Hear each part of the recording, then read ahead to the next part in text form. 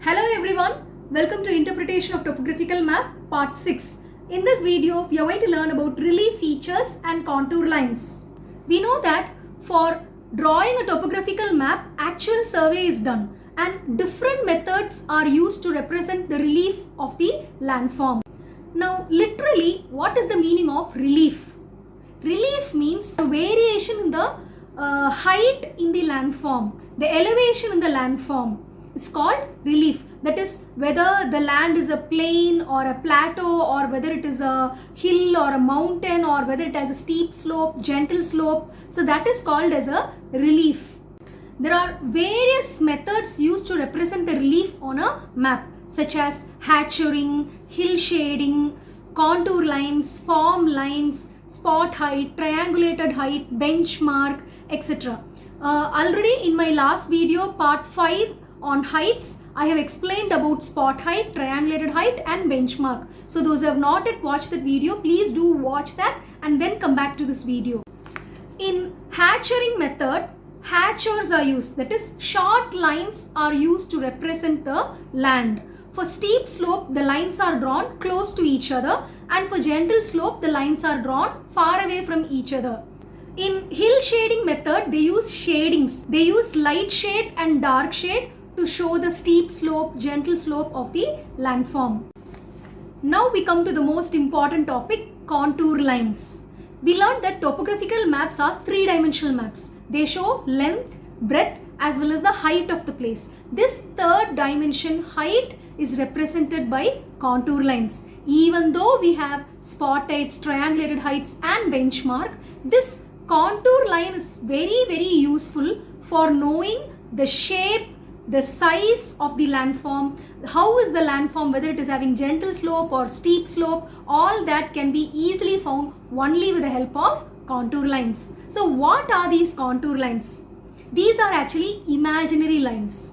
They are imaginary lines drawn on a topographical map, and these lines join places that are of the same height above sea level. Say for example, if there are 4 places and you draw a line connecting these 4 places which are of the same height, say for example 100 meter. So place A, B, C, D are at 100 meter above sea level, then that line which is drawn is called as a contour line, which is 100 meter above sea level. This is a mountain and I am drawing contour line. This is a contour line which is 100 meter above sea level. That is, it joins all places that are 100 meter above sea level. And this is 200 meter, 300 meter, 400 meter and the tip 500 meter. So for this mountain, this is how the contour line will be drawn. Okay.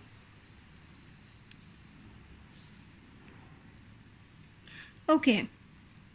1, 2, 3, 4. One more.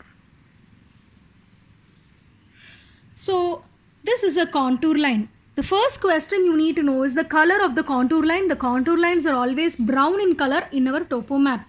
And these contour lines are usually numbered. But if we number every contour line, then it will be so congested. So usually every 5th contour line is numbered. So say for example, this is 100. There will be a gap here and here it will be written as 100.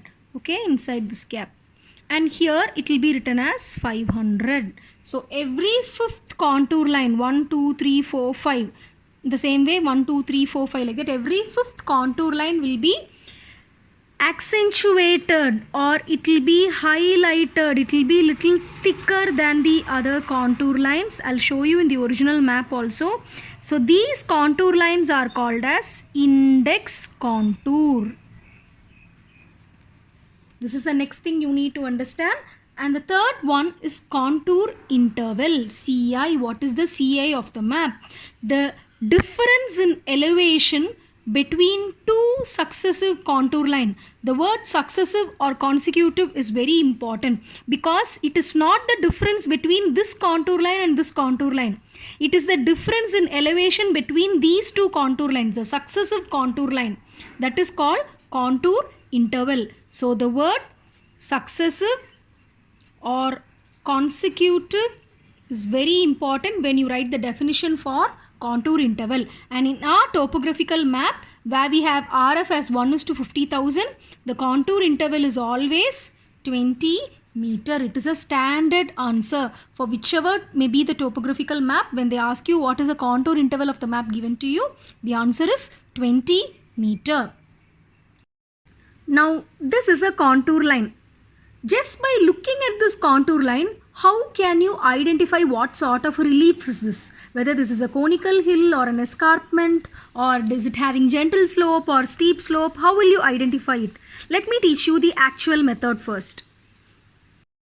Now I've just drawn a box like this with meters as 100, 200, 300, 400, 500 and 600. Now what I'm going to do is, from both the ends of this, I'm going to draw this 100 meter contour line and I'm going to join it with this 100 meter, with this line which is 100 meter.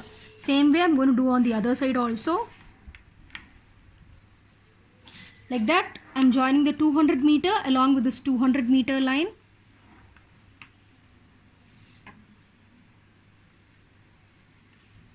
Let me quickly finish off this.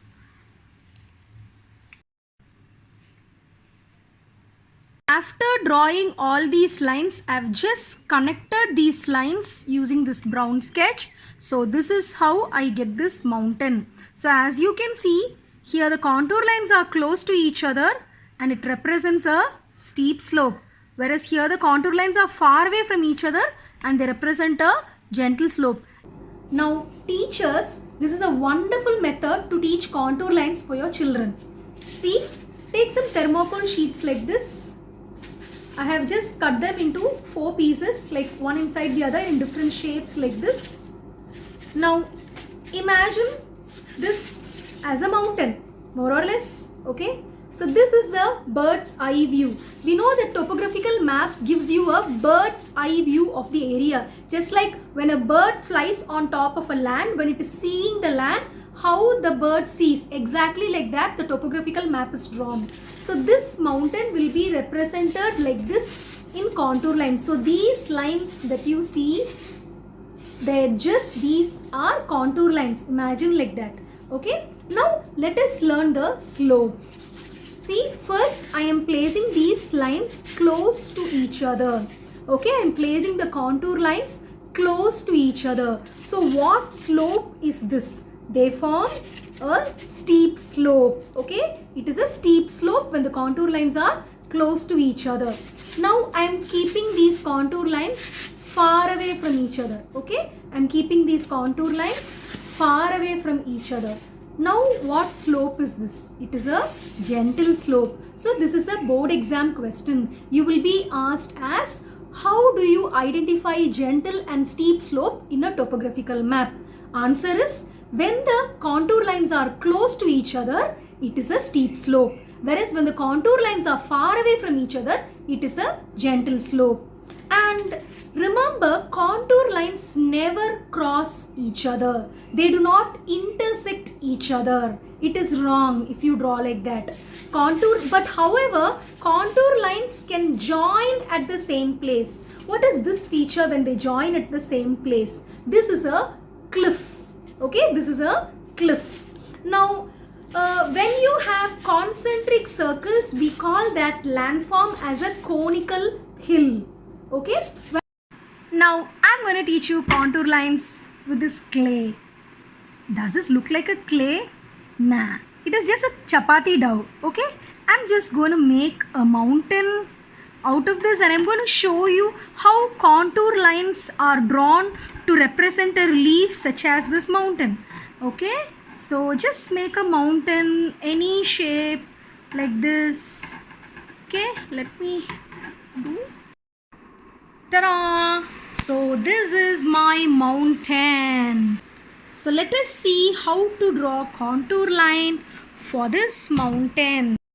We know that contour lines are lines joining all places that have the same height above mean sea level. So I can draw a contour line here and name it as 100 meter, and just above that I can say 200 meter, 300 meter, 400 meter and finally 500 meter, and this is the peak of the mountain. Okay, peak means the top of the mountain. The highest point of a mountain is called as a peak. And for our topographical map, the contour interval is 20 meter. So I am going to cut this mountain uniformly. So do not do this on your own. Do it only under adult supervision. So I'm cutting this mountain into equal thickness. So this will be my first half. Okay. So I'm going to draw this. I'm going to draw the outline. We know contour lines are brown lines. I'm using brown color here. So I'm just drawing the shape of this. Okay. So this is my first line. And again, cut this in equal thickness. Okay. Okay, so this is my second line. So, okay. Keep it aside. Now third layer.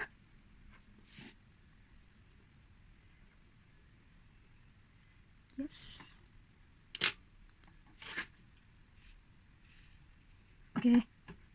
Okay, let me draw it right. Okay, approximately. And finally, the last layer. I'm getting it very, very small. Okay, come on, come on, come on. Without losing the shape. Yes, I got it. Okay, so this is the peak of the mountain. Okay. Let me draw it. Okay. Now let me join them all. First piece, second piece, third piece, fourth piece, and my last piece. So this was my mountain. Okay. Ta-da! So this is how the mountains look like when you cut them. So this is a contour line of this mountain. So this is the center of the mountain. As you can see here, the contour lines are far away from each other, so they represent gentle slope. See, it is gentle slope. Whereas here the contour lines are close to each other, so it represents steep slope. So this is a steep slope. I hope the concept is clear to you now. In some cases, the surveyor may not be able to have access to a particular area to actually survey that area accurately. So in that case, when the areas are inaccessible for actual survey, instead of contour lines, we draw brown broken lines like this. These lines are called form lines, and these lines indicate only approximate height of a place. Now look at this contour line. It is an elongated hill or a narrow chain of hills. It's called as a ridge. Now when you have water flowing on either sides of this ridge, you see these black lines are seasonal streams coming from one side of the mountain, and you see on the other side also you have black lines that are seasonal streams coming from the other side of the mountain. So when you have a ridge dividing two drainage system, then we call it as a watershed or water divide or water partition. Best example is our Ambala water divide. It divides river Indus and river Ganga. Often these ridges have a pass, gap or a saddle in between them. Now do not confuse a valley with a ridge. You see the contour lines look similar, but look at the numberings for the contour line. For a ridge, the central part, the contour line will be the highest. As we go away from the center, the contour line keep on decreasing. Whereas look at the contour line for the valley. In the center, the contour line will be the lowest. As you go away from the center, the value of the contour line keeps on increasing. Rocky knob, it's a newly added symbol. It is a protruding part of a rock overlooking a valley. Do not confuse this with a cliff. So in this video, we have learnt about contour line, contour interval, index contour, the different types of landforms and how to identify each landform. Now here are some revision questions for you. Try to answer them within 15 minutes and then check the answer.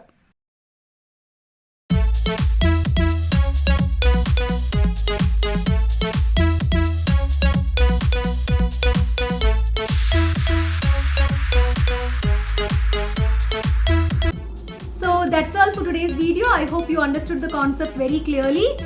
It's a little disappointing to know that many of my viewers are still not yet subscribed to my channel. So if you are still watching this video without subscribing, please do subscribe. It is just a way of encouraging me or motivating me to do more videos for you.